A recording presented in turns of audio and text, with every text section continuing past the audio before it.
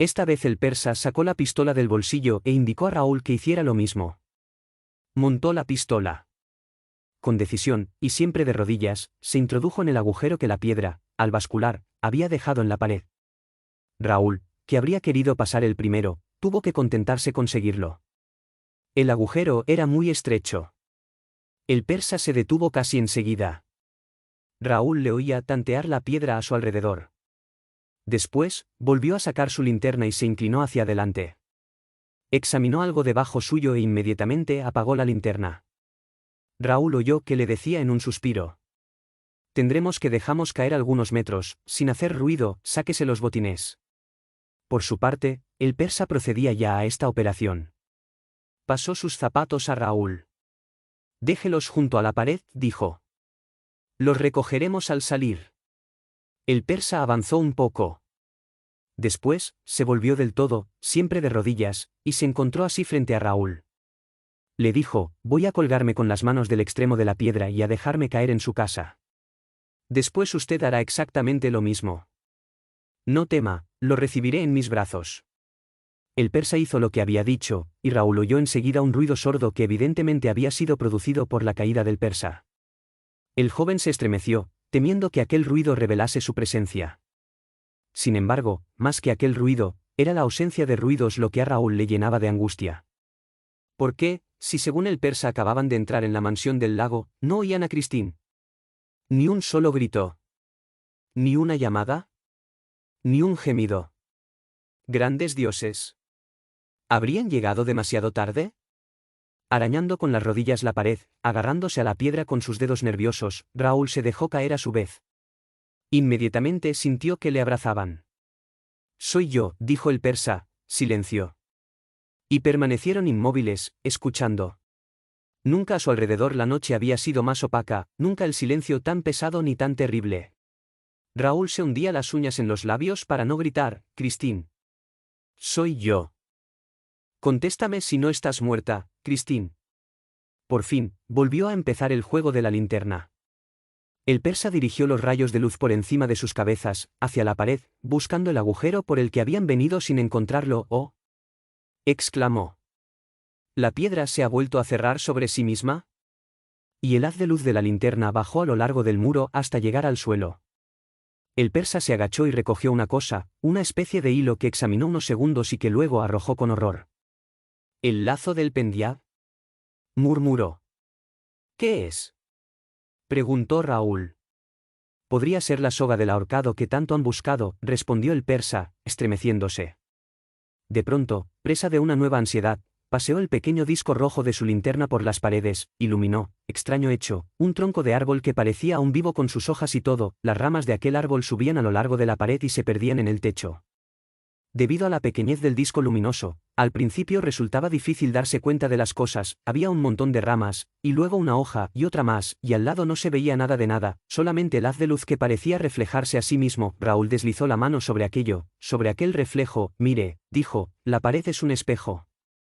«Sí, ¿un espejo?», dijo el persa con profunda emoción.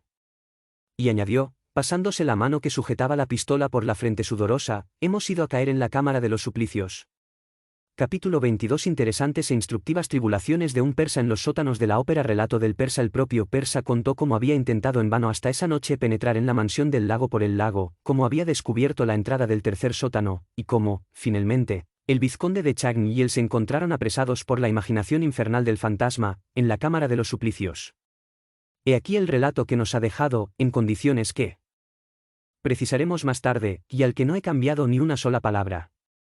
Lo transcribo tal como está, porque no creo que deba silenciar las aventuras personales del daroga alrededor de la mansión del lago antes de volver en compañía de Raúl.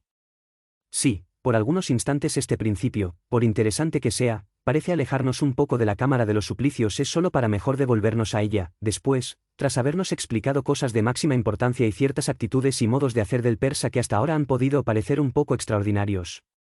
Era la primera vez que entraba en la mansión del lago, se escribe el persa. En vano había rogado al maestro en trampillas, así llamábamos en mi país, en Persia, a Eric, que me abriera las misteriosas puertas. Siempre se había negado. Yo, que me jactaba de conocer muchos de sus secretos y trucos, había intentado en vano forzar la consigna.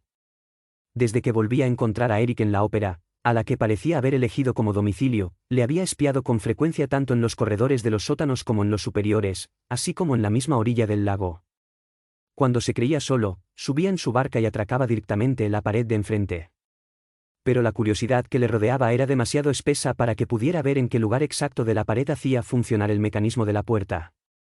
La curiosidad y también una idea temible que se me había ocurrido al meditar sobre algunas frases que el monstruo me había dirigido, me impulsaron un día, en el que a mi vez me creía solo, a subir a la barca y a dirigirla hacia aquella parte de la pared por la que había visto desaparecer a Eric. Fue entonces cuando tuve que vérmelas con la sirena que guarda el acceso a aquellos parajes y cuyo encanto estuvo a punto de serme fatal, en las condiciones precisas que paso a exponer. Aún no había abandonado la orilla cuando el silencio en el que navegaba se vio turbado por una especie de suspiro cantante que me envolvió. Era, a la vez, una respiración y una música, ascendía suavemente de las aguas del lago y me envolvía sin poder adivinar por qué artificio se conseguía. Me acompañaba, se desplazaba conmigo y era tan suave que no me daba miedo. Por el contrario, deseoso de acercarme a la fuente de aquella suave y cautivadora armonía, me inclinaba por encima de la barca hacia las aguas, ya que no tenía la menor duda de que la música provenía de ellas. Me encontraba ya en el centro del lago y no había nadie más que yo en la barca. La voz, ya que ahora era claramente una voz, se estaba a mi lado, por encima de las aguas. Me incliné. Me incliné cada vez más, el lago estaba en perfecta calma y el rayo de luna que, traspasando el tragaluz de la calle Scribe, venía a iluminarlo, no reflejaba absolutamente nada en aquella superficie lisa y negra como la tinta. Me restregué las orejas con intención de librarme de un posible zumbido, pero tuve que rendirme ante la evidencia de que no hay zumbido tan armonioso como el suspiro cantante que me seguía y que ahora me atraía. Si yo hubiera tenido un espíritu supersticioso o me hubieran influido más las leyendas, no hubiera dejado de pensar que me enfrentaba a una sirena encargada de turbar al viajero que se atreviera a viajar por las aguas de la mansión del lago, pero, a Dios gracias, soy de un país que gusta demasiado lo fantástico como para conocer su fondo, y yo mismo lo había estudiado bastante en otros tiempos. Con los trucos más simples, alguien que conozca su oficio puede desatar a la pobre imaginación humana. No dudé, pues, que tenía que vérmelas con una nueva invención de Eric, pero, una vez más, aquella invención era tan perfecta que, inclinándome por encima de la barca, me sentía menos impulsado por el deseo de descubrir el truco que por el de disfrutar de su encanto. Y me incliné, seguí inclinándome, hasta casi zozobrar. De pronto dos brazos monstruosos surgieron del seno de las aguas y me agarraron por el cuello, arrastrándome al abismo con una fuerza irresistible. Y desde luego, habría estado perdido irremisiblemente de no ser porque tuve tiempo de lanzar un grito por el que Eric me reconoció. Porque era él, que en lugar de ahogarme como seguramente había sido su intención, nadó y me dejó suavemente en la orilla del lago. «Eres un imprudente», me dijo alzándose ante mí, chorreante de aquel agua infernal. «¿Por qué intentas entrar en mi mansión? No te he invitado. No quiero saber nada de ti ni de nadie en el mundo. ¿Acaso me salvaste la vida solo para hacérmela insoportable? Por grande que haya sido tu servicio, Eric terminará por olvidarlo y tú sabes que nada en el mundo puede contener a Eric, ni siquiera el mismo Eric». Él hablaba, pero ahora yo no tenía otro deseo que el de conocer lo que llamaba ya el truco de la sirena. Enseguida se prestó a satisfacer mi curiosidad, ya que Eric, que es un verdadero monstruo, yo lo considero así, habiendo tenido ocasión de verlo en acción en Persia, sigue siendo en algunas cosas un auténtico niño presuntuoso y vanidoso, y no hay nada que le guste más que, después de haber dejado asombrada a la gente, demostrar todo el ingenio, milagroso en verdad, de su espíritu. Se echó a reír y me enseñó un largo junco. «¿Es la cosa más simple del mundo?», me dijo, «es muy cómodo para respirar y cantar bajo el agua.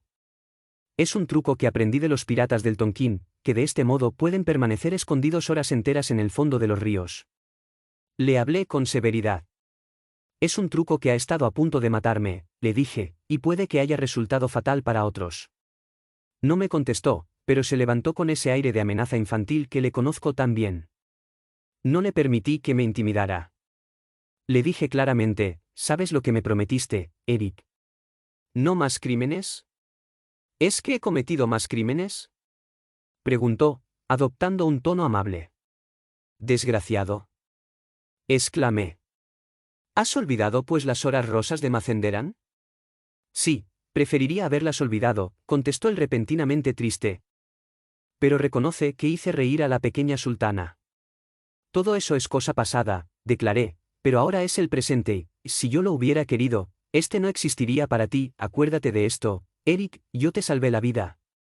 Aproveché el giro que había tomado la conversación para hablarle de una cosa que desde hacía tiempo acudía a menudo a mi mente. Eric, júrame que... Sabes perfectamente que no cumplo mis juramentos. Los juramentos están hechos para atrapar a los estúpidos, dijo. Dime, puedes decírmelo a mí, ¿no? ¿Qué? ¿Qué? ¿La araña? ¿La araña? Eric, ¿qué pasa con la araña? Sabes perfectamente lo que quiero decir. Ah. La araña, claro que puedo decírtelo, la araña no ha sido cosa mía, aquella araña estaba demasiado gastada, y río sarcásticamente. Cuando reía, Eric era aún más espantoso. Saltó a la barca riéndose de una forma tan siniestra que no pude evitar estremecerme. Muy gastada, querido Daroga. Muy gastada la araña, se cayó sola. Hizo, boom. Y ahora, un consejo, Daroga. Ve a secarte si no quieres coger un constipado, y no vuelvas a subir nunca a mi barca, sobre todo, no intentes entrar en mi casa, no siempre estoy allí, Daroga. ¿Y lamentaría tener que dedicarte mi misa de difuntos? Se reía, siempre de pie en la parte trasera de la barca, y se movía con un balanceo de mono. Tenía todo el aspecto de la roca fatal con, por si fuera poco, sus ojos de oro. Luego no vi más que sus ojos y, finalmente, desapareció en la noche del lago. A partir de este día renuncié a entrar en su mansión por el lago. Evidentemente aquella entrada estaba demasiado bien vigilada, sobre todo desde que él sabía que yo la conocía. Pero pensaba que debía haber otra, ya que más de una vez, mientras le vigilaba, había visto desaparecer a Eric en el tercer sótano, sin poder saber cómo. No es preciso que repita que, desde que había vuelto a encontrar a Eric instalado en la ópera, vivía bajo el perpetuo terror de sus horribles fantasías, no en lo que pudiera afectarme, pero temía todo para los demás. Cuando ocurría algún accidente, algún hecho fatal, no podía evitar decirme, quizás sea Eric, igual que otros decían a mi alrededor, es el fantasma. ¿Cuántas veces habré oído pronunciar esa frase por gentes que sonreían? ¿Desgraciados? De saber que aquel fantasma era de carne y hueso y más terrible aún que la sombra vana que evocaban, habrían seguramente dejado de burlarse, si hubieran sabido simplemente de lo que Eric es capaz, sobre todo en un campo de maniobras como la ópera, y si hubieran conocido a fondo mi terrible presentimiento. En cuanto a mí, no vivía, a pesar de que Eric me hubiera anunciado con solemnidad que había cambiado y que se había convertido en el más virtuoso de los hombres, desde que era amado por lo que era, frase que, de momento, me dejó horriblemente perplejo, no podía dejar de estremecerme al pensar en el monstruo. Su horrible, única y repulsiva fealdad le alejaba de la humanidad y era evidente para mí que él no creía tener a su vez ningún deber para con la raza humana. La forma en la que me había hablado de sus amores no había hecho más que aumentar mi temor, ya que preveía en aquel nuevo acontecimiento, al que había hecho alusión con el tono de jactancia que ya le conocía, la causa de nuevos dramas más horribles que los anteriores. Conocía hasta qué extremo de sublime y desastrosa angustia podía llegar el dolor de Eric, y las palabras que me había dicho, vagamente anunciadoras de la catástrofe más espantosa, no cesaban de acudir a mi temible pensamiento. Por otra parte, había descubierto el extraño comercio moral que se había establecido entre el monstruo y Christine Daae. Oculto en el trastero al lado del camerino de la joven diva, había asistido a sesiones admirables de música que sumían evidentemente a Christine en un éxtasis maravilloso, pero, de todas formas, nunca habría podido imaginar que la voz de Eric, fuerte como él, trueno o suave como la de los ángeles, pudiera hacer olvidar su fealdad. Comprendí todo cuando descubrí que Christine aún no lo había visto. Tuve ocasión de penetrar en el camerino y, recordando las lecciones que él me habían dado en otro tiempo, no me costó nada encontrar el resorte que hacía girar la pared que aguantaba el espejo, y vi mediante qué trucaje de ladrillos ahuecados y ladrillos portavoces se dejaba oír a Christine como si hubiera estado a su lado. También descubrí por el camino que conduce a la fuente y la prisión de los comuneros, y también la trampilla que permitía a Eric introducirse directamente en los sótanos del escenario. Pocos días más tarde, ¿cuál no sería mi sorpresa al enterarme con mis propios ojos y mis propios oídos, que Eric y Christine Daae se veían, y al sorprender al monstruo, inclinado sobre la fuentecilla que llora, en el camino de los comuneros, final de todo, bajo tierra, ocupado en refrescar la frente de Christine Daae desvanecida? Un caballo, blanco, el caballo blanco del profeta, que había desaparecido de las cuadras de los sótanos de la ópera, estaba tranquilamente a su lado. Me personé. Fue terrible. Vi salir chispas de los ojos de oro, fui golpeado en plena frente antes de que pudiera decir una sola palabra y quedé aturdido. Cuando recuperé el conocimiento, Eric, Christine y el caballo blanco habían desaparecido. No dudé de que la desgraciada joven se encontraba prisionera en la mansión del lago. Sin detenerme a pensar, decidí volver a la orilla, pese al riesgo de semejante empresa. Durante 24 horas espié, escondido cerca de la orilla oscura, la aparición del monstruo, ya que estaba convencido de que tendría que salir en busca de provisiones. Con respecto a esto, debo decir que, cuando salía por París o que se atrevía a mostrarse en público, se ponía, en lugar del horrible agujero de su nariz, una nariz de cartón piedra provista de un bigote, que no le quitaba del todo su aire macabro, ya que cuando pasaba decían a sus espaldas, mira, ahí va ese trompe la mort, pero que le hacía más o menos, digo más o menos, soportable a la vista. Estaba pues aguardándolo en la orilla del lago Averno como él lo había llamado varias veces delante mío, riendo sarcásticamente, y, cansado de mi larga espera, me decía, ha pasado por la otra puerta, por la del tercer sótano, cuando oí un pequeño chapoteo en la oscuridad, vi brillar como fanales a los ojos de oro y poco después llegaba la barca. Eric saltaba a la orilla y venía hacia mí. Hace ya 24 horas que estás ahí, dijo, me estás cansando. Te advierto que todo esto acabará muy mal. Y tú lo habrás querido, ya que mi paciencia contigo es enorme, crees seguirme, grandísimo necio, textual, y soy yo el que te sigo y sé todo lo que sabes de mí. Te perdoné ayer en mi camino de los comuneros, pero te digo, ahora en serio, que no quiero volver a verte. Todo esto es muy imprudente y me pregunto aún si sabes lo que esperas si insistes en hablar. Estaba tan encolerizado que me guardé bien de interrumpirlo. Tras resoplar como una foca, me expuso lo que pensaba que correspondía a lo que yo me temía. Sí, debes saber ya, de una vez por todas, qué te significaría hablar. Te digo que, por culpa de tus imprudencias, puesto que te has hecho detener 2 veces ya por la sombra del sombrero de fieltro, ¿quién no sabía qué hacías en los sótanos y te condujo ante los directores, quienes te tomaron por un persa fantasioso aficionado a los trucos mágicos y a las candilejas del teatro? Yo estaba allí, sí, estaba en el despacho, sabes bien que estoy en todas partes, te digo que por culpa de tus imprudencias acabarán por preguntarse qué es lo que buscas aquí, y querrán, como tú, buscar a Eric, y descubrirán la mansión del lago, en ese caso, peor para ti, amigo mío. Peor para ti. No respondo de nada. Y volvió a resoplar como una foca. De nada. Sí. Los secretos de Eric no siguen siendo secretos de Eric, peor para muchos seres humanos. Es todo lo que tenía que decirte y, a menos que no seas un grandísimo necio, textual, debería ser suficiente, a no ser que no sepas lo que quiere decir hablar. Estaba sentado en la parte trasera de su barca y golpeaba la madera de la pequeña embarcación con los talones, esperando una respuesta mía. Le dije simplemente, no es a Eric a quien vengo a buscar aquí, ¿a quién, pues? Lo sabes muy bien, a Christine Daae. Tengo derecho a citarla en mi casa, me contestó. Me ama por lo que soy. ¿No es cierto? Respondí. La has raptado y secuestrado. Óyeme, me dijo, ¿me prometes no volver a meterte en mis asuntos si te pruebo que me ama tal como soy? Sí, te lo prometo, respondí sin vacilar, pues pensaba que para semejante monstruo esta demostración era imposible. Pues bien, es sencillísimo. Christine Daae saldrá de aquí cuando quiera, y volverá, sí, volverá porque querrá volver, volverá por sí misma, porque me quiere por mí mismo. Oh, dudo que vuelva, pero tu obligación es dejarla marchar, no molestarla. Mi obligación, grandísimo necio, textual, es mi voluntad, mi deseo es dejarla marchar, y ella volverá, porque me ama, todo esto, te aseguro, acabará en una boda en la Madeleine, grandísimo necio, textual. ¿Por fin me crees? Te digo que la misa de la boda ya está escrita, verás que Kiria. Volvió a golpear la madera de la barca con los talones, produciendo una especie de ritmo que acompañaba cantando a media voz, Kiria. Kirie, Kiria Elaisen. Verás que misa. Escucha, concluyó, te creeré si veo a Christine Daae salir de la casa del lago y volver libremente a ella. ¿Y no volverás a meter la nariz en mis asuntos? Pues bien, lo verás esta noche. Ven al baile de máscaras. Christine y yo iremos a dar una vuelta. Tú irás después a esconderte en el trastero y verás como Christine, que habrá vuelto a su camerino, querrá tan solo volver a emprender el camino de los comuneros. De acuerdo.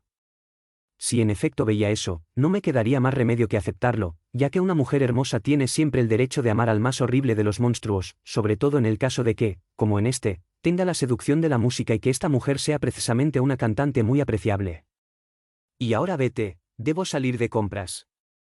Me fui, pues, siempre inquieto por Christine Daae, pero rumiando sobre todo en el fondo de mí mismo un temible pensamiento que él había despertado a causa de mis imprudencias.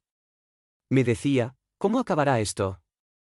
A pesar de mi carácter algo fatalista, no podía deshacerme de una indefinible angustia debido a la increíble responsabilidad que había tomado un día al dejar vivir al monstruo que hoy amenazaba a muchos seres humanos. Ante mi gran sorpresa, las cosas sucedieron como él me lo había anunciado. Christine Daae salió de la casa del lago y volvió varias veces sin que aparentemente nadie la forzara. Quise entonces olvidar este amoroso misterio, pero era muy difícil para mí, sobre todo a causa de aquel temible presentimiento, dejar de pensar en Eric. De todos modos, resignado a una extrema prudencia, no cometí el error de volver a la orilla del lago o de emprender de nuevo el camino de los comuneros. Pero, como me perseguía la obsesión de la puerta secreta del tercer sótano, varias veces fui a aquel lugar que se había desierto durante la mayor parte del día. Me pasaba allí interminables ratos retorciéndome los dedos, escondido detrás de un decorado del rey de Lejour, que habían dejado allí no sé por qué, ya que esta obra no se representaba con frecuencia. Tanta paciencia habría de ser recompensada. Un día vi acercarse a mí, de rodillas, al monstruo. Estaba seguro de que no me veía. Pasó entre el decorado que se encontraba allí y un portante, fue derecho hasta la pared y presionó, en un lugar que identifiqué de lejos, un resorte que hizo bascular la piedra que dejaba libre el paso. Desapareció por este pasaje y la piedra volvió a cerrarse tras él. Ahora sabía el secreto del monstruo, secreto que podía llevarme, en su momento, a la mansión del lago. Para asegurarme esperé al menos una media hora y luego hice girar a mi vez el resorte.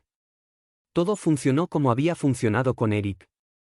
Pero no me atreví a entrar en el agujero sabiendo que éste se encontraba en la casa. Por otra parte, la idea de que podía ser sorprendido aquí por Eric me recordó de repente la muerte de Joseph Bucay, y como no quería comprometer semejante descubrimiento, que podía ser útil a mucha gente, a muchos seres humanos, abandoné los sótanos del teatro tras haber vuelto a colocar cuidadosamente la piedra en su sitio, siguiendo un sistema que no había variado desde los persas. Como ustedes comprenderán, continuaba muy interesado en la intriga de Eric y Christine Daae, no porque obedeciera a una curiosidad malsana, sino debido, como ya he dicho, a aquel temible presentimiento que no me abandonaba. Si Eric descubre que no lo ama por lo que vale, pensaba, podemos esperar lo peor. Y, deambulando sin cesar, pero con prudencia por la ópera, pronto supe la verdad sobre los tristes amores del monstruo. Se había apoderado del espíritu de Christine por el terror, pero el corazón de la dulce niña pertenecía enteramente al vizconde Raúl de Chagny. Mientras estos jugaban inocentemente, como dos inocentes prometidos, en la parte alta de la ópera, huyendo del monstruo, no sospechaban que alguien les vigilaba. Yo, estaba decidido a todo, a matar al monstruo si era preciso y a dar después explicaciones a la justicia. Pero Eric no se dejó ver, y esto no me tranquilizó. En lo más mismo. Debo aclarar cuál era mi plan. Creía que el monstruo, expulsado de su morada por los celos, me permitiría de este modo penetrar sin peligro en la casa del lago por el pasaje del tercer sótano. Tenía el mayor interés, por el bien de todos, en saber qué podía haber allí. Un día, cansado de esperar la ocasión, hice girar la piedra e inmediatamente oí una música maravillosa. El monstruo trabajaba, con todas las puertas de la casa abiertas, en su Don Juan triunfante. Yo sabía que esta era la obra de su vida. Me guardé de moverme y permanecí prudentemente en mi oscuro agujero. Se detuvo un momento y se puso a caminar como un loco por su morada. Dijo de pronto en alto, con voz atronadora, debo acabar esto antes. Y bien acabado. Esta palabra no era la más indicada para tranquilizarme, y como la música volvía a empezar, cerré la piedra con precaución. Pero, a pesar de la piedra cerrada, oía aún un vago canto lejano que subía del fondo de la tierra, al igual que había oído el canto de la sirena subir del fondo de las aguas. Recordaba las palabras de algunos tramoyistas, de los que se habían reído en el momento de la muerte de Joseph Bucay. Había alrededor del cuerpo del ahorcado algo así como un ruido que parecía un canto de difuntos. El día del rapto de Christine Daae no llegué al teatro hasta bastante avanzada la velada, temblando ante la idea de oír malas noticias. Había pasado un día horrible, ya que no había cesado, tras leer en un periódico de la mañana la noticia de la boda de Christine y del vizconde de Chagny, de preguntarme si, a pesar de todo, no haría mejor denunciando al monstruo. Pero recobré el juicio y me persuadí de que con esta actitud solo podía contribuir a precipitar la posible catástrofe. Cuando mi carruaje me dejó ante la ópera, miré el monumento como si en verdad estuviera extrañado de encontrarlo todavía en pie. Pero, como todo buen oriental, soy un poco fatalista y entré, esperándomelo todo. El rapto de Christine Daae en el acto de la prisión, que sorprendió a todo el mundo, me cogió ya advertido. Estaba seguro de que Eric la había escamoteado, como rey de los prestidigitadores que en verdad era. Y creí que esta vez había llegado el fin para Christine y quizá para todo el mundo. Hasta tal punto que por un momento me pregunté si no iba a aconsejar a todos los que seguían en el teatro que se pusieran a salvo. Pero de nuevo me contuve, pues estaba seguro de que me tomarían por un loco. Por último, no olvidaba que, si por ejemplo gritaba, fuego, para hacer salir a aquella gente, podía provocar una catástrofe, asfixias en la huida, pisoteos, luchas salvajes, peor aún que la misma catástrofe. De todas formas, me decidí a intervenir personalmente sin pérdida de tiempo. Por lo demás, el momento me parecía propicio. Tenía muchas probabilidades de que Eric no se ocupara más que de su prisionera. Había que aprovechar para penetrar en su morada por el tercer sótano y pensé unir para aquella empresa al pobre vizconde desesperado, quien, en el acto aceptó mi propuesta con una confianza que me conmovió profundamente. Había enviado a mi criado a buscar mis pistolas. Darius nos alcanzó con la caja en el camerino de Christine Daae. Di una pistola al vizconde y le aconsejé que estuviera siempre dispuesto a disparar, como yo, ya que, a pesar de todo, Eric podía esperarnos detrás de la pared. Debíamos pasar por el camino de los comuneros y por la trampilla. El joven vizconde me había preguntado, al ver las pistolas, si íbamos a batirnos en duelo. Y yo le dije, ¿y qué duelo? Pero desde luego no tuve tiempo de explicarle nada. El joven vizconde es valiente, pero ignoraba casi todo sobre su adversario. ¿Mucho mejor? ¿Qué es un duelo con el más temible de los espadachines comparado con un combate con el más genial de los prestidigitadores? Yo mismo me hacía difícilmente a la idea de que iba a luchar con un hombre que solo es visible cuando lo desea y que además ve todo a su alrededor cuando todo sigue oscuro, con un hombre cuya rara ciencia, sutilidad, imaginación y destreza le permiten disponer de todas las fuerzas naturales combinadas para crear en nuestros ojos u oídos la ilusión que nos pierde, y todo esto en los sótanos de la ópera, es decir en el mismo país de la fantasmagoría. ¿Acaso puede imaginarse esto sin estremecerse? ¿Acaso podemos hacernos una idea de lo que le hubiera ocurrido a un habitante de la ópera si hubiera encerrado en ella, en sus 5 sótanos y 25 pisos, a un Robert Houdin feroz y sarcástico, que tan pronto se ríe como odia, tan pronto vacía los bolsillos como asesina? Piensen en esto, ¿combatir contra un maestro en trampillas? Dios mío. Ha construido tantas en nuestro país, en todos los palacios, trampillas pivotantes que son las mejores del mundo. ¿Combatir al maestro en trampillas en el reino de las trampillas? Si mi esperanza consistía en que aún no había dejado a Christine Daae en aquella mansión del lago, a la que había debido llevar desvanecida una vez más, mi terror en cambio estribaba en que se encontrara ya en alguna parte de nuestro alrededor preparando el lazo del Pendiad. Nadie sabe lanzar mejor que el lazo del Pendiad, es el príncipe de los estranguladores al igual que es el rey de los prestidigitadores. Cuando hubo acabado de hacer reír a la pequeña sultana, en tiempos de las lloras rosas de Macenderan, ella misma le pidió que él se divirtiera haciéndola temblar. Y no encontró nada mejor que el juego del lazo del Pendiad. Eric, que había vivido un tiempo en la India, había vuelto con una increíble destreza para estrangular. Se hacía encerrar en un patio al que conducían a un guerrero, habitualmente un condenado a muerte, arriado con una larga pica y una ancha espada. Eric no tenía más que su lazo y, siempre en el momento en que el guerrero creía abatir a Eric de un golpe poderoso, se oía silbar el lazo. Con un movimiento de muñeca, Eric apretaba el delgado lazo en el cuello de su enemigo y lo arrastraba inmediatamente ante la pequeña sultana y sus criadas, que miraban desde una ventana y aplaudían. La pequeña sultana aprendió también a lanzar el lazo del Pendiad, y mató así a varias de sus criadas, e incluso a algunas de sus amigas que habían venido a visitarla. Pero prefiero abandonar el tema horrible de las horas rosas de Macenderan. Si he hablado es, porque tuve, al llegar con el vizconde de Chagny a los sótanos de la ópera, que poner en guardia a mi compañero contra esta posibilidad, siempre amenazante a nuestro alrededor, de estrangulamiento. En verdad, una vez en los sótanos, mis pistolas ya no podían servirnos de nada, ya que estaba convencido de que, a partir del momento en que no se había opuesto desde el principio a nuestra entrada en el camino de los comuneros, Eric no merodeaba por allí. Pero siempre podía estrangularnos. No tuve tiempo de explicar todo esto al vizconde, y no sé si, disponiendo de ese tiempo, lo habría empleado en contarle que había en alguna parte, en la sombra, un lazo de Pendiad dispuesto a silbar. Era absolutamente inútil complicar la situación y me limitaba a aconsejar al señor de Chagny que mantuviera siempre la mano a la altura del ojo, en posición de disparar. En esta postura resulta imposible, incluso para el estrangulador más hábil, lanzar con éxito el lazo de Pendiad. Al mismo tiempo que el cuello, coge el brazo o la mano, y así el lazo, al que puede desatarse fácilmente, se vuelve inofensivo. Después de esquivar al comisario de policía y a algunos cerradores de puertas, a los bomberos, encontrar por primera vez al matador de ratas y pasar desapercibidos ante el hombre del sombrero de fieltro, el vizconde y yo conseguimos llegar sin obstáculos al tercer sótano, entre el bastidor y el decorado del rey de Lejour. Puse en acción el resorte de la piedra y saltamos a la morada que Eric se había construido en la doble envoltura de las paredes.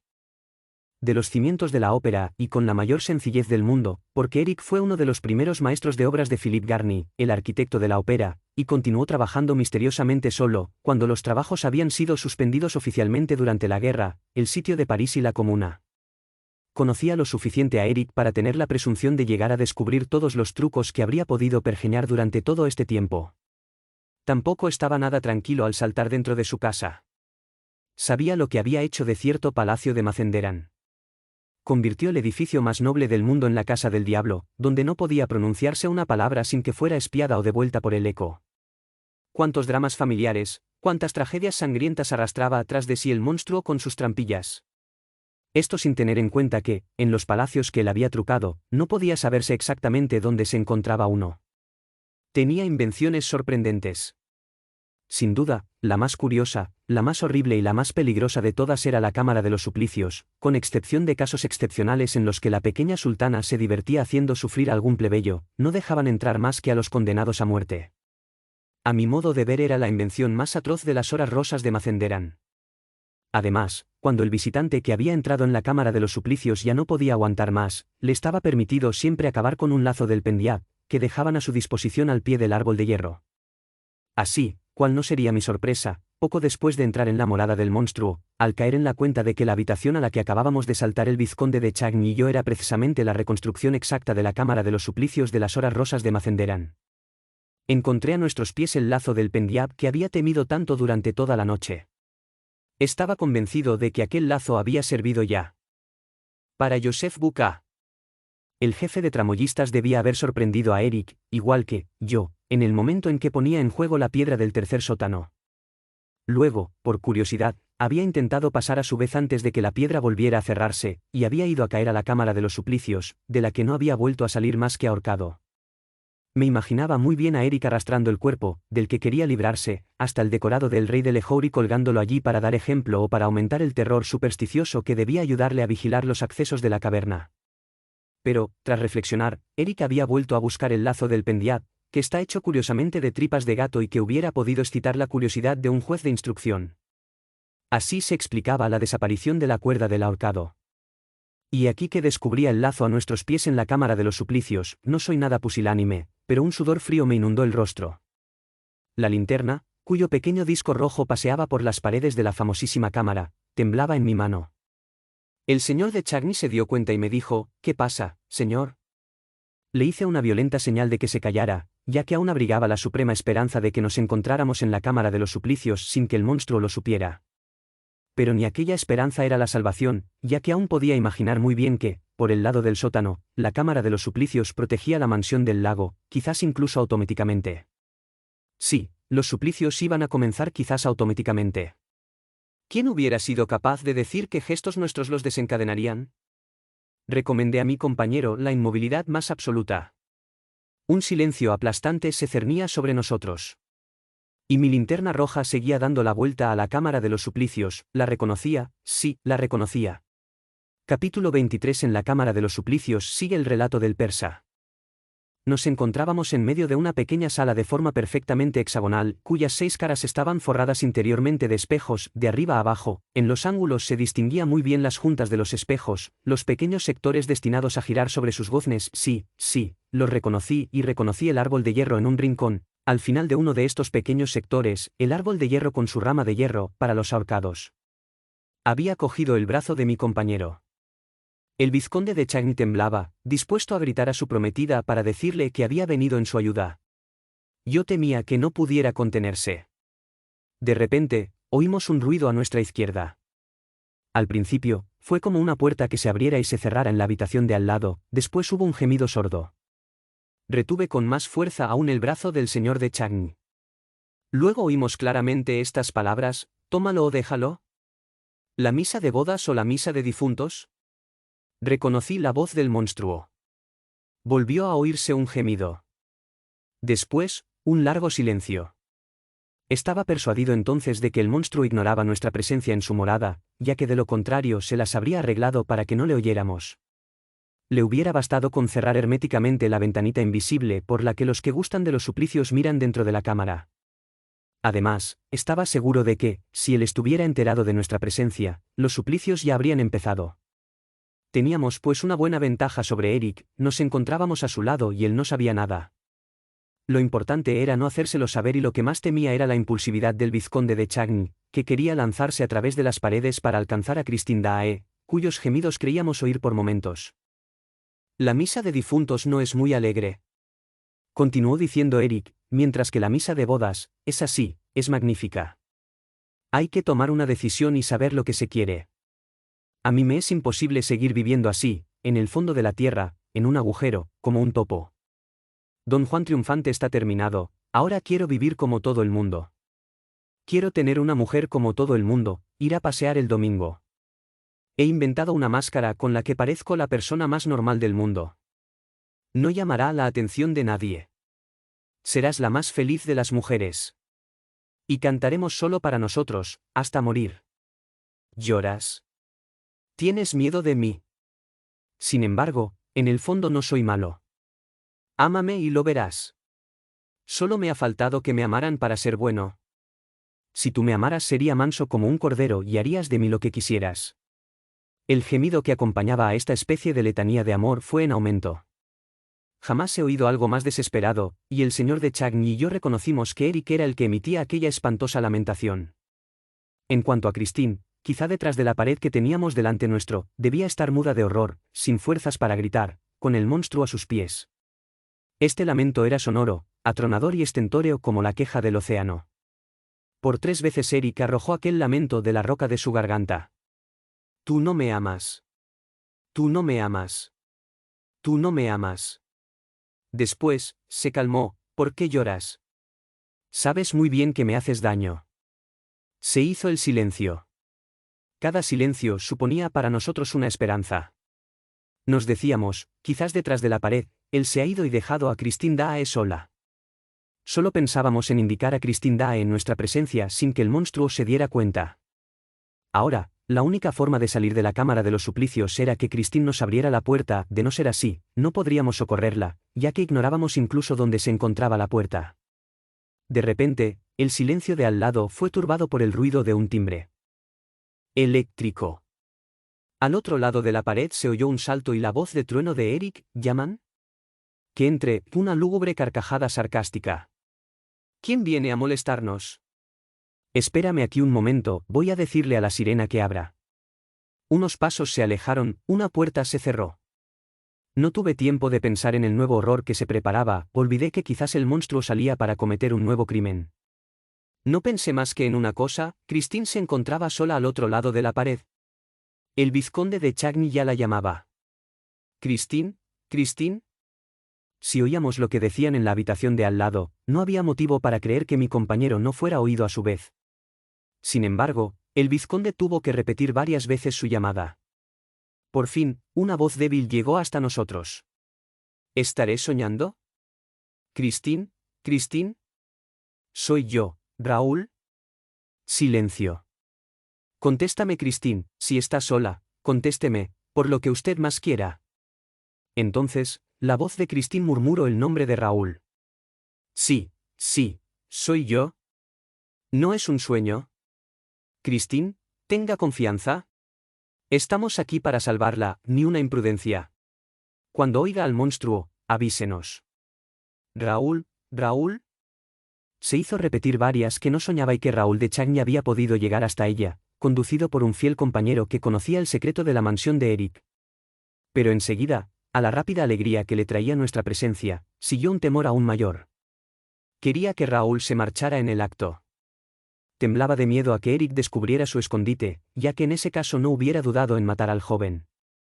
Nos hizo saber en pocas palabras que Eric se había vuelto absolutamente loco de amor y que estaba decidido a matar a todo el mundo y a él mismo con el mundo, si ella no consentía en convertirse en su mujer ante el alcalde y el párroco de la Madeleine. La había dejado hasta el día siguiente a las 11 para meditar. Era el último plazo.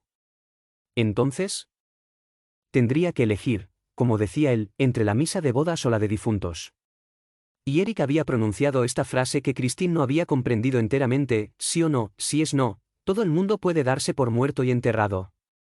Pero yo comprendí aquella frase perfectamente, porque respondía de forma amenazante a mi temible pensamiento. ¿Podría decirnos dónde está Eric?, le pregunté. Ella contestó que debía haber salido de la mansión. ¿Podría asegurarse de ello? No. Estoy atada, no puedo hacer ni un solo gesto. Al saberlo, el señor de Chagny y yo no pudimos contener un grito de rabia. La salvación de los tres dependía de la libertad de movimientos de la joven. ¿O liberarla, llegar hasta ella? Pero, ¿dónde están?, volvió a preguntar Christine. Hay solo 2 puertas en mi habitación, la habitación estilo Luis Felipe de la que le he hablado, Raúl, una puerta por la que entra y sale Eric, y otra que no ha abierto jamás delante de mí y por la que me ha prohibido pasar por ser, según dice, la más peligrosa de las puertas, la puerta de los suplicios. Christine, ¿estamos detrás de esa puerta? ¿Están en la cámara de los suplicios? Sí, pero no vemos la puerta. ¿Ahí? Si al menos pudiera arrastrarme hasta allí, golpearía contra la puerta y así sabrían dónde está. ¿Es una puerta con cerradura?, pregunté. Sí, con cerradura. Pensé, se abre del otro lado con una llave, como todas las puertas, pero por nuestro lado se abre con el resorte y el contrapeso, y no va a ser fácil descubrirlo. Señorita, dije. ¿Es absolutamente necesario que nos abra esa puerta? Pero, ¿cómo?, respondió la voz desolada de Christine. Oímos un cuerpo que se movía, que intentaba librarse de las ligaduras que la aprisionaban. Solo nos salvaremos con astucia, dije. ¿Necesitamos la llave de esa puerta? Sé dónde está, contestó Christine, que parecía agotada por el esfuerzo. ¿Qué acababa de hacer? Pero estoy bien atada, miserable. Se oyó un sollozo. ¿Dónde está la llave?, pregunté, ordenando al señor de Chagny que se callara y me dejara llevar el asunto porque no podíamos perder ni un instante. En la habitación, junto al órgano, con otra llavecita de bronce que igualmente me ha prohibido tocar. Están en una bolsita de cuero a la que él llama la bolsita de la vida y de la muerte. ¿Raúl? ¿Raúl? Huya, aquí todo es misterioso y terrible. Eric se ya volver completamente loco, y ustedes en la cámara los suplicios. Salgan por donde han venido. Esa cámara debe tener motivos para llamarse así. Christine, ¿saldremos de aquí juntos o moriremos juntos?, dijo el joven. Tenemos que salir de aquí sanos y salvos, susurré, pero debemos conservar la sangre fría. ¿Por qué la ha atado, señorita? No puede huir de aquí, y él lo sabe. Quise matarme. El monstruo, esta noche, después, haberme traído aquí desvanecida, medio cloroformizada, se había ausentado. Había ido, parece ser, es él quien me lo ha dicho, a visitar a su banquero. Cuando ha vuelto, me ha encontrado con el rostro ensangrentado. Yo había querido matarme. Me había golpeado la frente contra las paredes. ¿Christine?, gimió Raúl, y empezó a sollozar. Entonces, me ató. No tengo derecho a morir hasta mañana a las 11. Toda esta conversación a través de la pared fue mucho más entrecortada y mucho más cautelosa de lo que podría dar idea transcribiéndola aquí. A menudo nos deteníamos en medio de una frase, porque nos había parecido oír un crujido, un paso, un murmullo insólito. Ella nos decía: no, no es él. Ha salido, estoy segura de que ha salido. He reconocido el ruido que hace al cerrarse la pared del lago. Señorita, declaré, el monstruo mismo la ha atado, también será él quien la desate. No tiene más que simular una comedia. No olvide usted que la ama. Desgraciada de mí. Oírnos. ¿Cómo podría olvidarlo? Recuérdelo para sonreírle, suplíquele, dígale que esas ataduras le hacen daño. Pero Christine Daae nos dijo: chis. Oigo algo en la pared del lago. ¿Es él? Váyanse. Váyanse. Váyanse, no nos iríamos aunque pudiéramos, dije para impresionar a la joven. ¿No podemos irnos? Además, ¿estamos en la cámara de los suplicios? ¿Silencio?, volvió a susurrar Christine. Los tres nos callamos. Pasos sordos se arrastraban lentamente detrás de la pared y volvían a hacer crujir el suelo. Luego, hubo un enorme suspiro seguido de un grito de horror de Christine, y oímos la voz de Eric. Te pido perdón por enseñarte un rostro como este. Mira en qué estado me encuentro. Es culpa del otro. ¿Por qué habrá llamado? ¿Acaso pregunto a los que pasan qué hora es? No volverá a preguntar la hora a nadie. Es culpa de la sirena. De nuevo un suspiro más profundo, más amplio, salido de lo más hondo del abismo de un alma. ¿Por qué has gritado, Christine? Porque sufro, Eric. Creí que te había asustado, Eric. Aflójeme estas ataduras, ¿no soy acaso tu prisionera?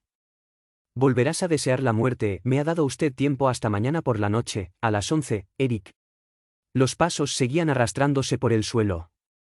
Después de todo, ya que debemos morir juntos y que tengo tanta prisa como tú, sí, yo también estoy cansado de esta vida, ¿entiendes? Espera, no te muevas, voy a desatarte. No tienes más que decir una palabra, no, y todo se habrá acabado, para todo el mundo, tienes razón, tienes toda la razón. ¿Para qué esperar hasta mañana por la noche a las 11? Ah, sí, porque habría sido mucho más bonito. He tenido siempre la enfermedad del decorado, de lo grandioso, que infantil. No hay que pensar más que en uno mismo, en la vida, en la propia muerte, el resto es superfluo, ¿ves lo mojado que estoy? Ah, querida, es que hice mal en salir. Hace un tiempo de perros, además, Christine, creo que tengo alucinaciones, ¿sabes? El que llamaba hace un rato donde la sirena, vete a saber si suena en el fondo del lago, pues bien, se parecía, así, vuélvete, ¿estás contenta? Ya estás libre. Dios mío, tus muñecas, Christine. ¿Les he hecho daño? Dime, esto solo merece la muerte, a propósito de muerte, debo cantarle su misa. Al oír aquellas frases terribles, no pude evitar un horrible presentimiento. También yo había llamado una vez a la puerta del monstruo, y sin saberlo, había debido poner en marcha algún timbre de alarma, y me acordaba de los dos brazos que salieron de las aguas negras como la tinta. ¿Quién habría sido ahora el pobre desgraciado perdido en aquellas orillas? El recuerdo de aquel desgraciado casi me impedía regocijarme por la comedia que representaba Christine, y, sin embargo, el vizconde de Chagny murmuraba a mi oído esta palabra maravillosa, libre. ¿Quién, pues? ¿Quién era el otro? ¿Aquel por el que oíamos ahora la misa difuntos? ¡Qué canto más sublime y arrebatado! Toda la mansión del lago retumbaba. Todas las entrañas de la tierra se estremecían. Habíamos pegado la oreja contra la pared de espejo para oír mejor la comedia de Christine Daae, a que se entregaba para salvamos, pero solo oíamos la misa de difuntos, era más bien una misa de condenados. Allí, en el fondo de la tierra, parecía una ronda de malditos. Recuerdo que el Dais Irae que él cantó nos envolvió como una tormenta. Sí, a nuestro alrededor había rayos y centellas, sí, le había oído cantar otras muchas veces, conseguía incluso hacer cantar a las fauces de piedra de mis toros androcéfalos en los muros del palacio de Macenderan, pero cantar de esta forma, jamás, jamás. Cantaba como el dios del trueno. De repente, la voz y el órgano se detuvieron tan bruscamente que el señor de Chagny y yo retrocedimos detrás de la pared, asustados, y la voz de pronto cambiada, transformada, pronunció claramente estas sílabas metálicas, rechinando los dientes. ¿Qué estás haciendo con mi bolsa? Capítulo XI. Empiezan los suplicios. Sigue el relato del persa. La voz repitió con furor, ¿qué estás haciendo con mi bolsa? Christine Daae no debía temblar menos que nosotros. ¿Con qué era para coger la bolsa por lo que querías que te desatara? Di.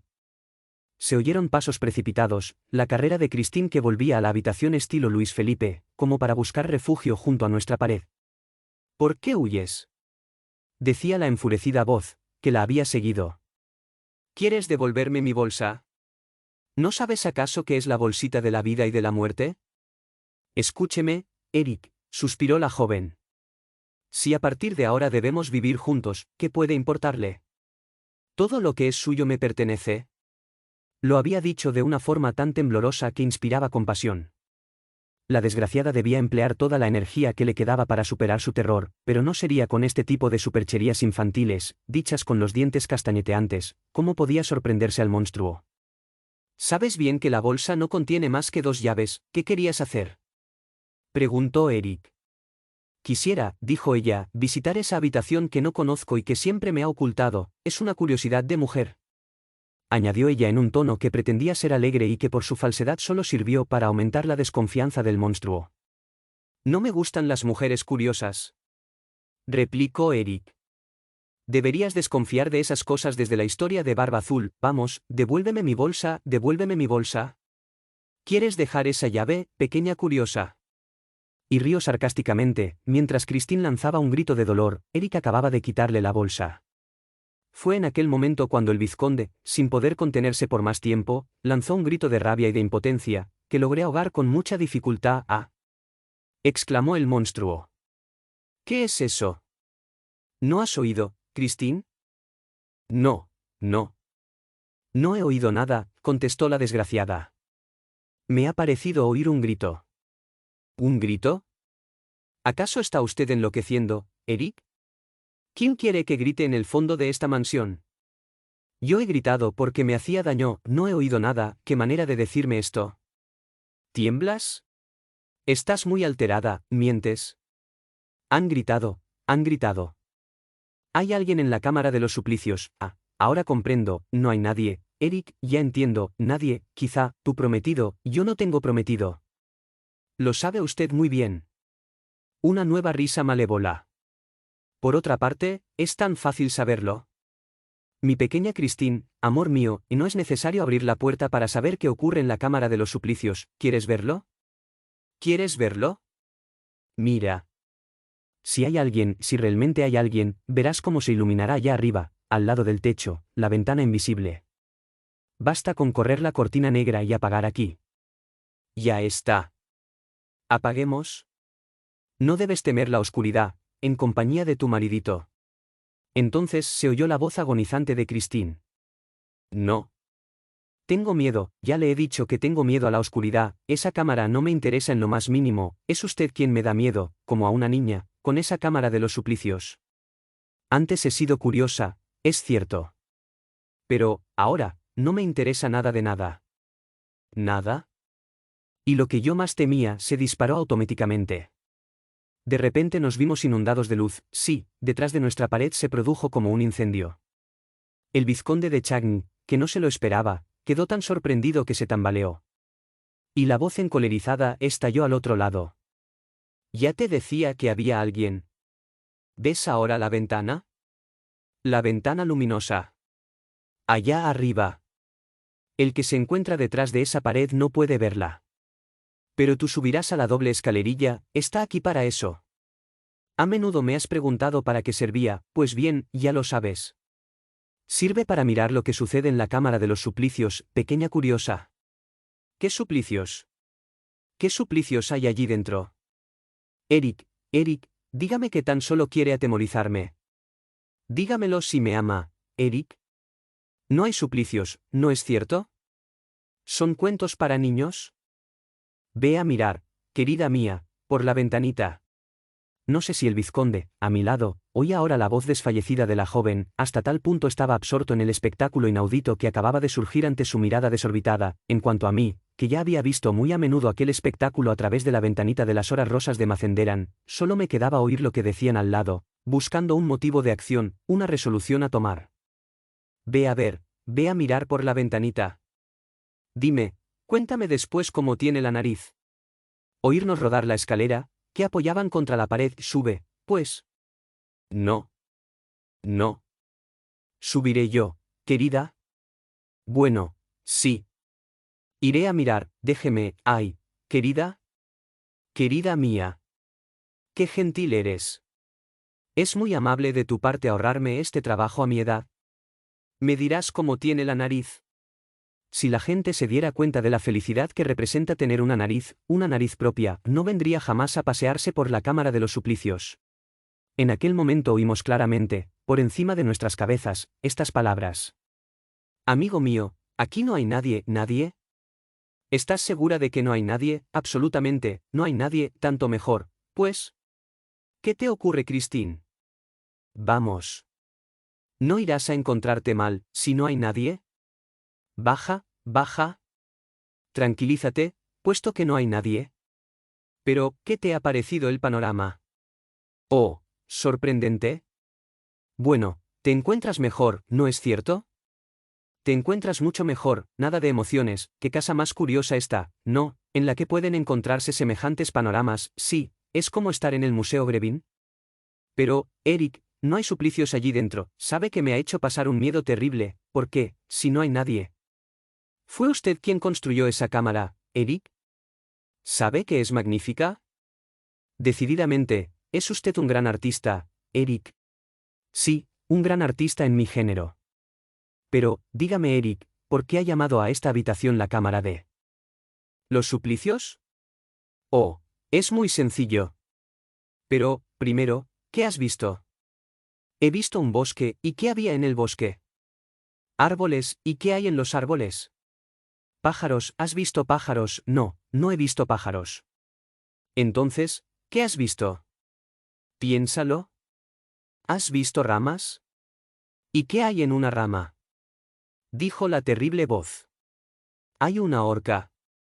Por eso llamo a mi bosque la cámara de los suplicios. Y ya lo ves, no es más que una forma de hablar, todo esto no es más que una broma. Yo nunca me expreso como los demás. No hago nada como los demás. Pero, estoy muy cansado, muy cansado. Ya no puedo soportar, ¿sabes?, tener un bosque en mi casa, y una cámara de suplicios, estar instalado como un charlatán en el fondo de una caja de doble fondo, no puedo más. No puedo más. Quiero tener un piso tranquilo, con puertas y ventanas corrientes y una mujer honrada como todo el mundo, deberías entenderlo, Christine, y no tendría que repetírtelo a cada momento, una mujer como todo el mundo. Una mujer a la que querría, a la que llevaría a pasear el domingo y a la que haría reír toda la semana. ¿No te aburrirías conmigo?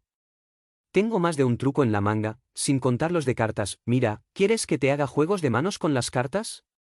Así mataremos el tiempo, mientras esperamos que sean las 11 de la noche de mañana, mi pequeña Christine.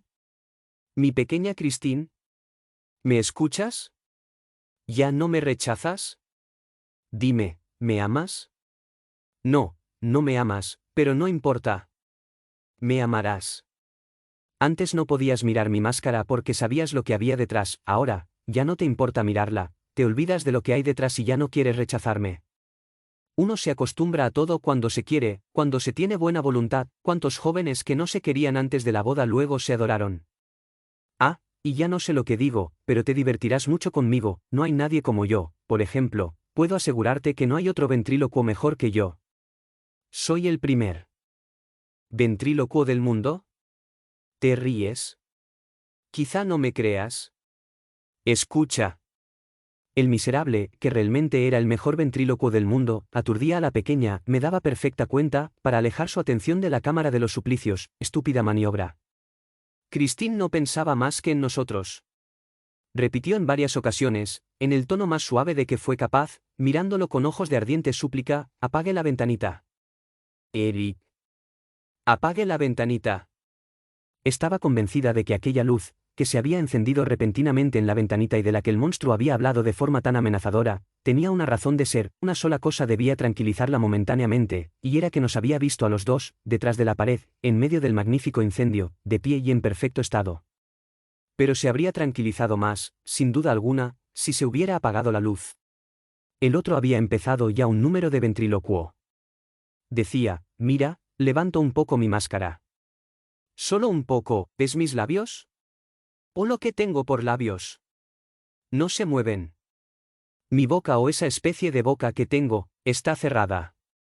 Sin embargo, oyes mi voz, hablo con el vientre, es muy natural, a esto se llama ser un ventrílocuo. Es sabido, escucha mi voz, ¿a dónde quieres que me ponga? ¿En tu oído izquierdo, o el derecho? ¿En la mesa? ¿En los cofrecillos de ébano de la chimenea? ¿Te sorprende? Mi voz está en los cofrecillos de la chimenea. ¿La quieres lejana o próxima? ¿Retumbante? ¿Aguda? ¿Nasal? Mi voz se pasea por todas partes, escucha, mi querida, en el cofrecillo a la derecha de la chimenea, escucha lo que dice, habrá que girar al escorpión. Y ahora, crack. Escucha lo que dice ahora el cofrecillo de la izquierda, habrá que girar al saltamontes. Y ahora, crack. Mírala en la garganta de la Carlotta, en el fondo de la garganta dorada, de la garganta de cristal de la Carlotta. ¿Qué dice? Dice, soy yo, señor Gallo. Soy yo la que canta, escucho a esta voz solitaria, cuac, que canta en mi cuac, y ahora, crack, ha llegado a una silla del palco del fantasma, y ha dicho, la señora Carlotta canta esta noche como para hacer caer la araña, y ahora, crack. Ja. Ja. Ja. ¿Dónde está la voz de Eric? Escucha, Christine, querida mía, escucha. Está detrás de la puerta de la Cámara de los Suplicios, escúchame. Soy yo el que estoy en la Cámara de los Suplicios, ¿y qué digo? Digo, pobres de aquellos que tienen la dicha de tener una nariz, una verdadera nariz propiamente suya y que vienen a pasearse por la Cámara de los Suplicios. Ja, ja, ja. Maldita voz del formidable ventrílocuo. ¿Estaba en todas partes, en todas partes? Se colaba a través de la ventanita invisible, a través de las paredes, corría alrededor de nosotros, Eric estaba allí. Nos hablaba.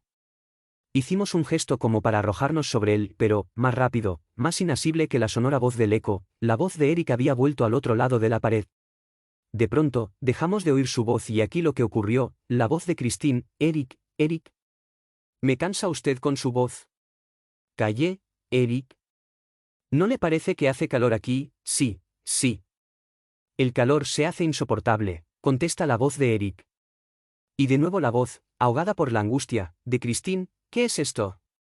La pared está muy caliente, la pared está ardiendo, voy a explicártelo, Christine, amor mío, es por culpa de la selva de al lado, ¿qué quiere decir? ¿La selva? ¿No ha visto que era una selva del Congo? Y la risa del monstruo se elevó tanto que ya no distinguimos los clamores suplicantes de Christine, el vizconde de Chagny gritaba y golpeaba contra las paredes como un loco, yo no podía contenerlo, pero no se oía más que la risa del monstruo y el monstruo mismo no debió oír más que su risa. Después, hubo el ruido de una lucha rápida, de un cuerpo que cae al suelo y que es arrastrado, y el estrépito de una puerta cerrada con furia, y nada. Más, nada alrededor nuestro más que el silencio abrasador del mediodía, en el corazón de una selva africana. Capítulo 25, toneles. Toneles. ¿Tiene usted toneles para vender? Sigue el relato del persa he dicho ya que aquella cámara en la que nos encontrábamos el señor de Chagny y yo era regularmente hexagonal y estaba forrada por completo de espejos. Desde entonces, especialmente en ciertas exposiciones, se han hecho cámaras exactamente iguales que esta, llamadas casas de los milagros o palacios de las ilusiones. Pero el primero en inventarlas fue Eric, que construyó ante mis ojos la primera sala de este tipo, en tiempos de las horas rosas de Mazenderan. Bastaba con disponer algún motivo decorativo en los rincones, una columna por ejemplo, para obtener instantáneamente un palacio de 1000 columnas, ya que, por efecto de los espejos, la sala real se aumentaba en hasta 6 salas hexagonales, de las que cada una se multiplicaba hasta el infinito. Antaño, para divertir a la pequeña sultana, había dispuesto de este modo un decorado que se convertía en el templo innumerable, pero la pequeña sultana se cansó enseguida de una ilusión tan infantil, y entonces Eric transformó su invento en cámara de los suplicios. En lugar del motivo arquitectónico colocado en los rincones, puso en primer plano un árbol de hierro. ¿Por qué aquel árbol, perfecta imitación de la realidad con sus hojas pintadas, era de hierro? Porque debía ser lo suficientemente sólido como para resistir todos los ataques del paciente al que se encerraba en la cámara de los suplicios. Veremos de qué manera el decorado así obtenido se transformaba por 2 veces, instantáneamente, en otros 2 decorados sucesivos, gracias a la rotación automática de los tambores que se encontraban en las esquinas y que habían sido divididos en 3, uniendo los ángulos de los espejos y sosteniendo cada uno un motivo decorativo que iba turnándose alternativamente. Las paredes de esta extraña sala no ofrecían ningún asidero al paciente, ya que, con excepción del motivo decorativo de una solidez a prueba de todo, estaban forradas tan solo de espejos, y espejos lo suficientemente sólidos como para aguantar los arrebatos de rabia del miserable al que arrojaban allí, para colmo con manos y pies desnudos. Ni un mueble. El techo era luminoso. Un ingenioso sistema de calefacción eléctrica, que ha sido imitado después, permitía aumentar la temperatura de las paredes a voluntad y dar de este modo a la sala la temperatura deseada. Me dedico en enumerar todos los detalles precisos de un invento absolutamente natural, que creaba esta ilusión de algo sobrenatural mediante ramas pintadas, de una selva ecuatorial abrasada por el sol del mediodía, para que nadie pueda poner en duda la serenidad de mi espíritu, para que nadie pueda decir, este hombre se ha vuelto loco, o bien, este hombre miente, o este hombre nos toma por imbéciles. Si me hubiera limitado a contar las cosas así, al bajar del sótano, nos encontramos con una selva ecuatorial abrasada por el sol del mediodía, habría logrado causar un efecto de estúpida sorpresa, pero no busco ningún efecto, ya que mi intención es explicar qué nos sucedió realmente al vizconde de Chagny y a mí en el curso de una terrible aventura que, por un tiempo, mantuvo en vilo a la justicia de este país. Vuelvo ahora a los hechos en el punto en que los he dejado. Cuando se hizo la luz en el techo y a nuestro alrededor se iluminó la selva, el estupor del vizconde superó todo lo que pueda imaginarse. La aparición de aquella selva impenetrable cuyos innumerables troncos y ramas nos enlazaban hasta el infinito, lo sumió en una consternación espantosa. Se pasó las manos por la frente como para rechazar una visión de sueño y sus ojos parpadearon como los de alguien a quien, al despertar, le cuesta recobrar el conocimiento de la realidad de las cosas. Por un instante, se olvidó de escuchar. He dicho que la aparición de la selva no me sorprendió, por eso pude escuchar qué ocurría en la habitación de al lado. Además, me llamaba menos la atención el decorado, del que se desentendía mi pensamiento, que del mismo espejo que lo producía. Aquel espejo se había roto en algunos puntos. En efecto, tenía grietas. Habían logrado estrellarlo a pesar de su solidez y esto me demostraba que, sin duda alguna, la cámara de los suplicios en la que nos encontrábamos, ya había servido. Una víctima que llevaría los pies y las manos más protegidos que los de los condenados de las horas rosas de Macenderán, había caído en aquella ilusión moral y, loco de rabia, había golpeado aquellos espejos que, a pesar de sus ligeras grietas, habían reflejado su agonía. Y la rama del árbol en la que había concluido su suplicio estaba dispuesta de tal modo que, antes de morir, había podido ver mecerse a la vez, supremo consuelo, a miles de ahorcados. Sí, Joseph Buca había pasado por allí. ¿Íbamos a morir como él? Yo no lo creía, ya que sabía que teníamos aún algunas horas de tiempo y que podría emplearlas en algo más útil de lo que Joseph Buca había sido capaz de hacer. ¿Acaso no tenía un profundo conocimiento de la mayoría de los trucos de Eric? Esta era la oportunidad definitiva de llevarlo a la práctica. Para empezar, no pensaba en lo más mínimo en volver al corredor que nos había conducido hasta la cámara maldita, ni me preocupé por la posibilidad de volver a poner en juego la piedra interior que cerraba el paso. El motivo era muy simple, no disponía de los medios. Habíamos saltado de una altura bastante considerable a la cámara de los suplicios y ningún mueble nos permitía ahora alcanzar el pasaje, ni siquiera la rama del árbol de hierro, ni los hombros de uno de nosotros a modo de escalerillas. No había más que una salida posible, la que daba a la habitación estilo Luis Felipe en la que se encontraban Eric y Christine Daae. Pero si aquella salida, por el lado de Christine era una puerta normal y corriente, por el nuestro era absolutamente invisible, teníamos pues que intentar abrirla sin saber siquiera en qué lugar se encontraba, lo cual no era un trabajo muy fácil. Cuando me convencí de que no podíamos esperar nada de Christine Daae, cuando oí al monstruo llevar, o mejor dicho, arrastrar consigo a la desgraciada muchacha fuera de la habitación estilo Luis Felipe para que no molestara nuestro suplicio, decidí ponerme inmediatamente a trabajar, es decir, a buscar el resorte de la puerta. Pero, primero, tuve que calmar al señor de Chagny que ya se paseaba por el claro como un alucinado, lanzando clamores incoherentes. Los retazos de conversación que había podido oír, pese a su emoción, entre Christine y el monstruo, habían contribuido a ponerle fuera de sí. Si añadimos a esto el efecto de la selva mágica y el ardiente calor que empezaba a hacer correr el sudor por sus sienes, no costará mucho entender que el señor de Chagny comenzara a experimentar cierto tormento. A pesar de mis recomendaciones, mi compañero no tomaba ya ningún tipo de precaución. Iba y venía sin ningún rumbo, precipitándose hacia un espacio inexistente, creyendo entrar en una avenida que le conducía hacia el horizonte y golpeándose la frente, pocos pasos después, con el mismo reflejo de su ilusión de selva. Entretanto, iba gritando, «¡Christine! ¿Christine?», y agitaba la pistola llamando aún con todas sus fuerzas al monstruo, desafiando a un duelo a muerte al ángel de la música, maldiciendo la selva ilusoria. El suplicio surtía efecto en aquella mente poco preparada. Intentaba combatirlo razonando con el pobre vizconde de la manera más serena del mundo, le hacía tocar con el dedo los espejos y el árbol de hierro, las ramas pintadas en los paneles, y le explicaba, según las leyes de la óptica, toda la utilería luminosa en la que estábamos envueltos y de la que no podíamos, como dos vulgares ignorantes, ser víctimas. Estamos en una cámara pequeña, esto es lo que debemos repetirnos constantemente, y saldremos de esta cámara cuando encontremos la puerta. Pues bien, busquémosla. Le prometí que, si me dejaba actuar sin aturdirme con sus gritos y sus paseos de loco, encontraría el resorte de la puerta antes de una hora. Entonces, se tumbó en el parqué, como se hace en los bosques, y declaró que esperaría a que yo encontrara la puerta de la selva ya que no tenía nada mejor que hacer. Y creyó su deber añadir que, desde donde se encontraba, la vista era espléndida. A pesar de todo lo que yo había podido decirle, el suplicio surtía efecto. En cuanto a mí, olvidando la selva, elegí un panel de espejos y me puse a tantear sobre él en todos los sentidos buscando el punto débil sobre el que había que apretar para hacer girar las puertas, según el sistema de puertas y trampillas giratorias de Eric. A veces ese punto débil podía ser una simple mancha en el espejo, del tamaño de un guisante, bajo la cual se encontraba el resorte que había que disparar. Busqué y busqué. Tanteaba todo lo alto que mis manos podían alcanzar. Eric era más o menos de mi altura y pensaba que no habría colocado el resorte más arriba de lo que alcanzaba su talla, era solo una hipótesis, pero mi única esperanza. Había decidido, pues, incansable y minuciosamente, dar la vuelta a los 6 paneles de espejos y después examinar también detenidamente el parqué.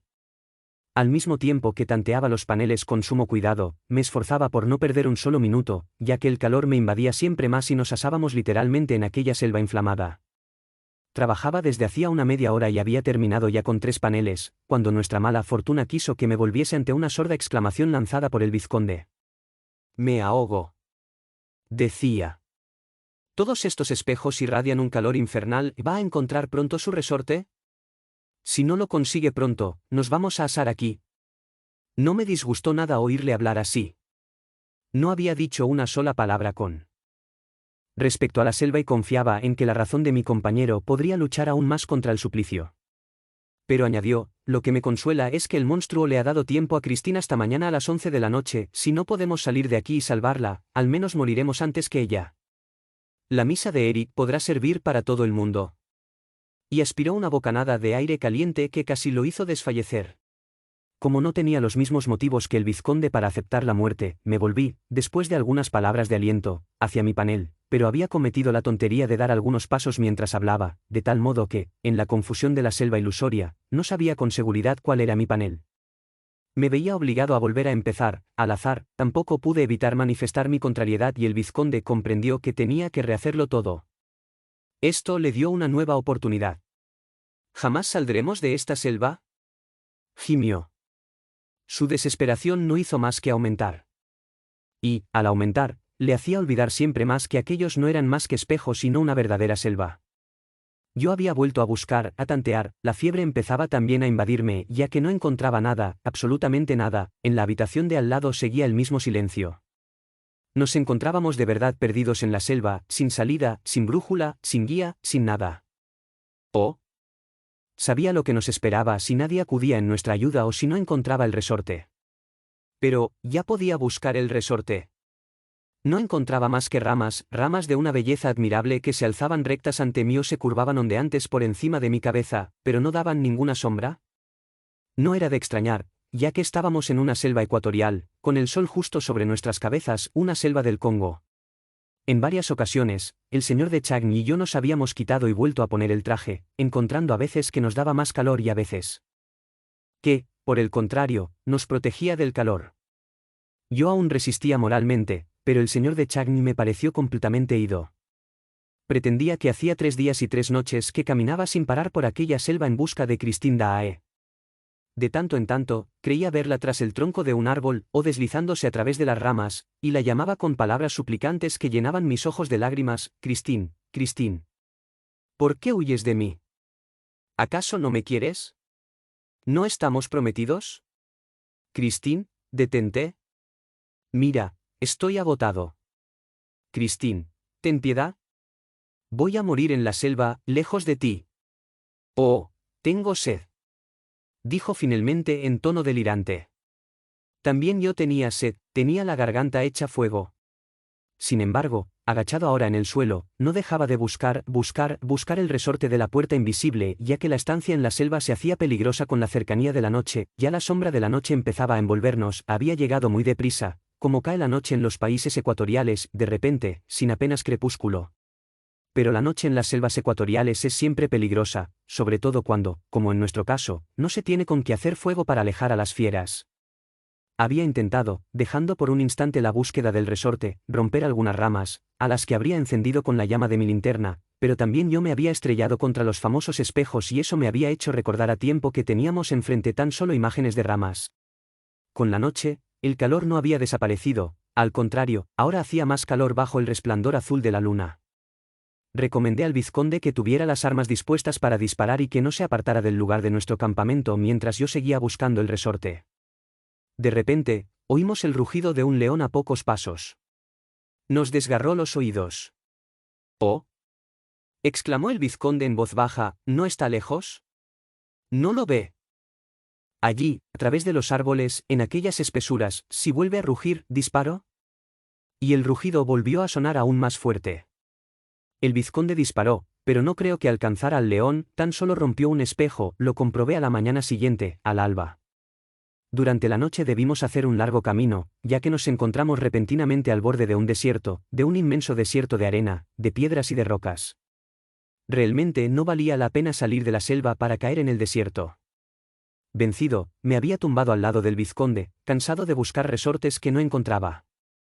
Estaba realmente extrañado, y se lo dije al vizconde, de que no hubiéramos tenido otros malos encuentros durante la noche.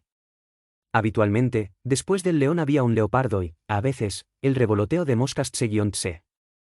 Eran todos efectos sonoros muy fáciles de producir y expliqué al señor de Chagny, mientras descansábamos para atravesar el desierto, que Eric reproducía el rugido del león con un largo tamboril rematado en piel de asno en uno solo de sus extremos.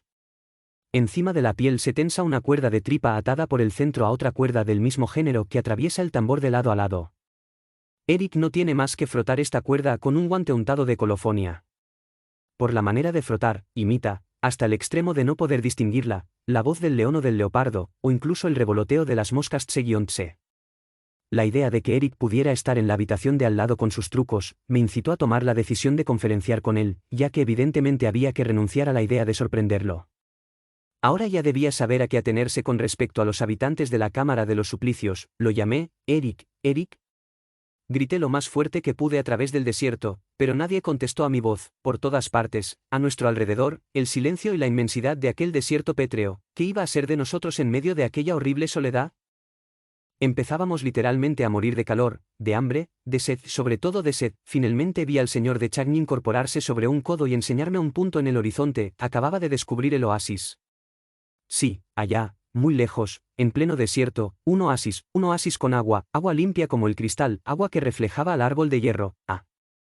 Aquello era sin duda un efecto del espejismo, lo reconocí enseguida, el más terrible, nadie había podido resistirlo, nadie. Me esforcé por conservar toda mi razón, y por no desear el agua, porque sabía que si deseaba el agua que reflejaba el árbol de hierro, y si tras desear el agua, tropezaba con el espejo, solo habría una cosa que hacer, colgarme del árbol de hierro.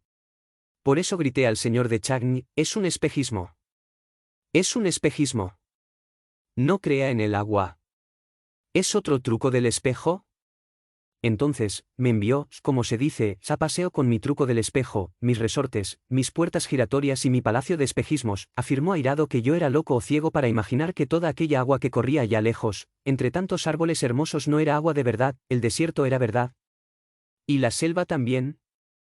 A él no se le engañaba fácilmente, había viajado demasiado, y por todos los países. Se arrastró diciendo, agua. Agua. Llevaba la boca abierta como si bebiera. También yo tenía la boca abierta como si bebiera. No solo la veíamos, sino que la oíamos. La oíamos correr y gotear. ¿Comprenden ustedes la palabra gotear? Es una palabra que se oye con la lengua. La lengua se sale de la boca para escucharla mejor. Por último, fue intolerable ya para nosotros oír la lluvia, y no llovía. ¿Aquello era una invención demoníaca? Pensar que sabía cómo lo hacía Eric, llenaba de piedrecitas una caja muy estrecha y muy larga, cortada a intervalos por divisiones de madera y de metal. Las piedrecitas, al caer, topaban contra las divisiones y rebotaban unas en otras, produciendo ruidos entrecortados que parecían el repiqueteo de una lluvia de tormenta. Había que ver cómo el señor de Chagny y yo estirábamos la lengua, arrastrándonos hacia la orilla. Nuestros ojos y nuestros oídos estaban llenos de agua, pero nuestra lengua tan seca como suela de zapato. Al llegar al espejo, el señor Chagny lo lamió, yo también lamí el espejo, estaba ardiendo. Entonces, nos dejemos rodar por el suelo, presa de una cruel desesperación. El señor de Chagny acercó a su sien la última pistola que quedaba cargada, y yo busqué a mis pies el lazo del pendiad. Sabía por qué había vuelto a aparecer en aquel tercer decorado el árbol de hierro me esperaba. Pero, al mirar el lazo de pendiad, vi algo que me hizo estremecer de forma tan violenta que el señor de Chagny se detuvo en su movimiento de suicidio. Murmuraba ya un adiós Christine. Le había cogido del brazo. Después le quité la pistola y me arrastré de rodillas hacia lo que había visto. Acababa de descubrir, junto al lazo de pendiad, en la ranura del parqué, un clavo de cabeza negra cuya finalidad no ignoraba. Por fin había encontrado el resorte. ¿El resorte que iba a poner en juego la puerta? ¿Qué iba a darnos la libertad? ¿Qué iba a entregarnos a Eric? Palpé el clavo, miré al señor de Chagny con una expresión radiante, el clavo de cabeza negra cedía a mi presión.